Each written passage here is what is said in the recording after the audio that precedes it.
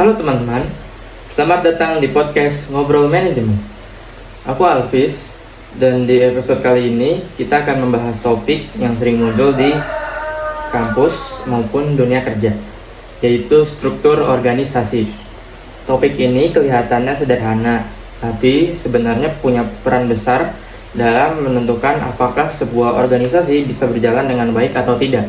Hari ini aku ditemani oleh Faros sebagai pemateri. Halo Faros, apa kabar? Halo Alvis, kabar baik. Halo juga buat teman-teman yang sedang menonton. Semoga pembahasan kita hari ini bisa bermanfaat dan mudah dipahami.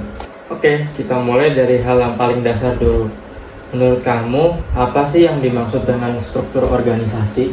Baik, secara sederhana, struktur organisasi adalah kerangka atau sistem yang mengatur bagaimana tugas, tanggung jawab, dan wewenang dibagi dalam sebuah organisasi. Struktur ini juga menunjukkan hubungan kerja antar anggota, termasuk siapa yang memimpin, siapa yang melapor, dan bagaimana kondisi yang dilakukan. Jadi, struktur organisasi itu bukan cuma gambar bagan, tapi menjadi pedoman kerja sehari-hari. Berarti, struktur organisasi itu sangat berpengaruh terhadap cara kerja organisasi ya? Betul sekali. Dengan struktur organisasi yang jelas, setiap orang tahu perannya masing-masing.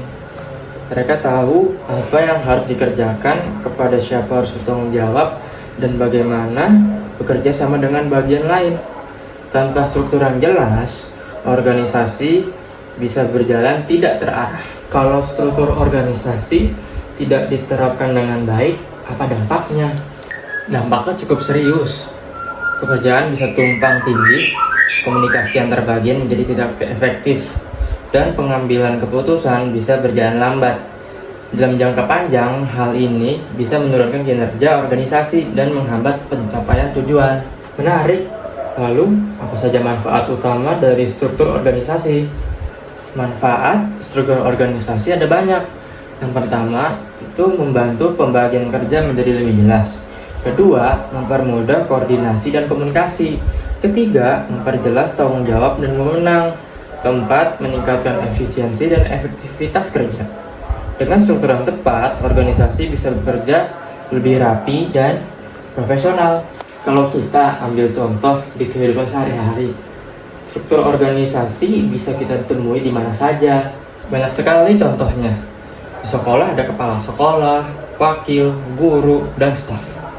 Di kampus ada rektor, dekan, hingga organisasi mahasiswa. Bahkan dalam kepanitiaan acara sederhana pun ada ketua, sekretaris, bendahara, dan divisi-divisi lainnya. Semua itu dibuat agar kegiatan berjalan dengan lancar dan tujuan bisa tercapai.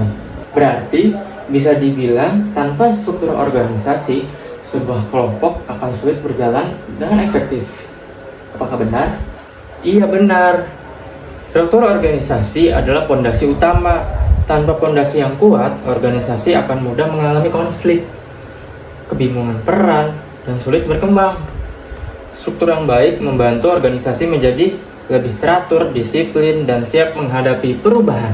Nah, sebelum kita akhiri, ada pesan singkat untuk penonton terkait struktur organisasi. Untuk pesan dari saya, jangan menganggap struktur organisasi sebagai formalitas saja.